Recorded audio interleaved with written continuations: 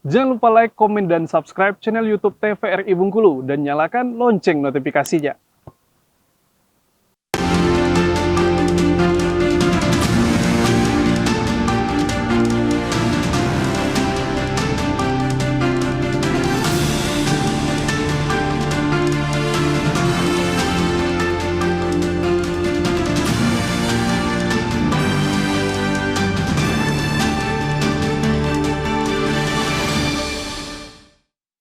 Terima kasih pemirsa TVRI Bengkulu, Anda kembali menyaksikan program Acara Berendo bersama saya Afriko Zuhri. Dalam tema yang sama, pengolahan limbah kardus. Dan tentunya bersama dengan Pak Azwar Anas dan juga Bu Nuria Dewi. Pak Azwar ini kan yang menekuni industri di bidang kertas gitu atau kardus ini sendiri. Nah sebetulnya menjadi tantangan saat ini apa sih Pak? Kalau kita melihat untuk tantangan di masa sekarang gitu ya, di Bengkulu juga khususnya seperti apa? Kalau untuk secara umum itu sih keterbatasan bahan baku memang. Karena di sana pun industri yang seperti saya dan lebih besar dari saya juga ngambil di pabrik yang sama. Jadi terkadang kita berebut. Kata Ibu tersinggung tadi sebenarnya itu pas Lebaran tuh kita berebut. Kita harus PO 2 bulan atau 3 bulan Bu, saya sendiri. Karena memang industri kardus udah menggeliatnya sebelum Ramadan itu. Sebelum Ramadan malah kebutuhannya Idul Fitri kan. Sebelum Ramadan kami harus PO. Udah harus pesan dulu. Udah harus pesan 2 bulan sebelumnya. Kalau nggak kebagian bahan baku. Itu tadi terbatasannya bahan baku tantangannya.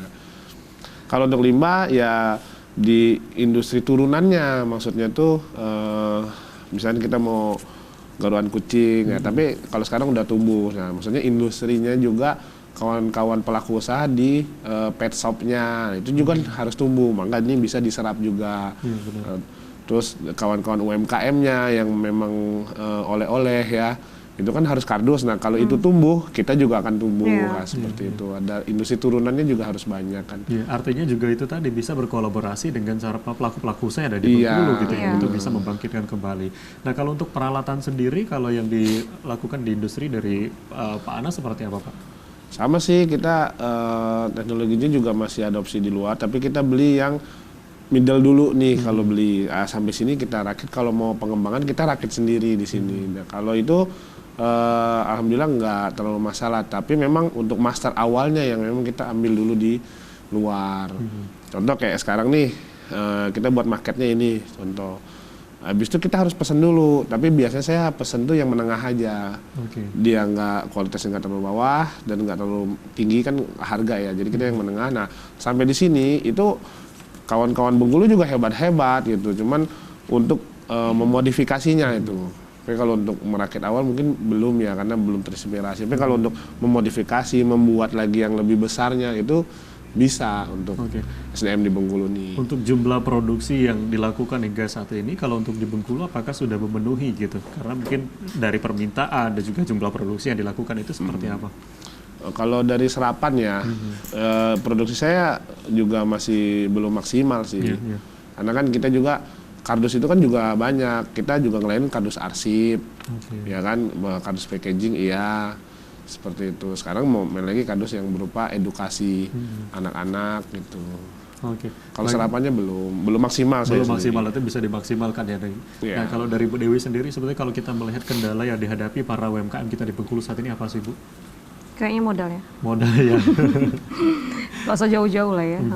Kayaknya lebih di modal. Sebenarnya yang disampaikan Pak Anas tadi, kalau memang beliau mau lebih murah, berarti kan stok barangnya harus lebih banyak. Harus lebih banyak. Kalau lebih banyak ini masalahnya biasanya kalau di pelaku usaha itu di modal. Modalnya sedikit, sedangkan kadang-kadang kalau untuk mitra itu ada tenggang waktu juga. Kalau kalau kita hutang kan, itu mesti ada waktu. Jadi memang masalah yang paling dominan itu kalau untuk usaha itu pasti di modal. Boleh singkat saja Pak Anas disampaikan harapannya seperti apa nanti untuk ke depan, untuk industri yang dijalani, terus bagaimana nanti pengolahan limbah khususnya kardus ini bisa terus berjalan di Bengkulu khususnya. Ya harapan saya Bengkulu bisa terus maju dan berkembang, sehingga banyak industri-industri kreatif yang bisa bermitra juga nantinya ke depannya. Terus untuk dukungan pemerintah Itu kan juga sangat kami harapkan untuk kami pelaku industri kecil menengah ini. Oke, baik, terima kasih Pak Anas. Mungkin Bu Dewi boleh disampaikan harapan kita nanti ke depan, terutama untuk industri atau pelaku usaha yang ada di Bengkulu saat ini seperti apa? Iya, harapan saya sebenarnya khusus untuk pelaku usaha, kalaupun ada industri kita yang ada di Bengkulu, kalaupun harganya pun tidak terlalu jauh selisihnya dengan di Jakarta, tolong mungkin belanjanya lebih dominan ke kita supaya nanti industri yang ada di sini semakin lama semakin berkembang. Karena mereka tentunya ketika kita Bengkulu itu belanjanya di luar, sepertinya mereka merasa kok nggak ada pasarnya gitu. Jadi diharapkan kalaupun kita sudah punya industrinya, sudah punya usahanya, sudah punya produksi atau barang yang diinginkan oleh masyarakat dan sudah diproduksi di Bengkulu, harapan saya sama-sama kita membangkitkan usaha yang ada di Bengkulu supaya nanti semakin lama usaha di sini semakin berkembang sehingga biaya produksi pun semakin ringan. Oke, baik. Terima kasih banyak Bu Dewi sudah hadir. Terima kasih Pak Anas sudah menyempatkan waktunya. Dan pemirsa TVRI Bengkulu, demikian pembahasan kita atau perbincangan kita pada kesempatan kali ini dalam tema pengolahan limbah kardus. Dan tentu kita berharap semoga pelaku usaha atau industri yang ada di Bengkulu ini bisa semakin berkembang untuk meningkatkan kembali perekonomian dan juga membangkitkan pendapatan yang ada di Bengkulu khususnya.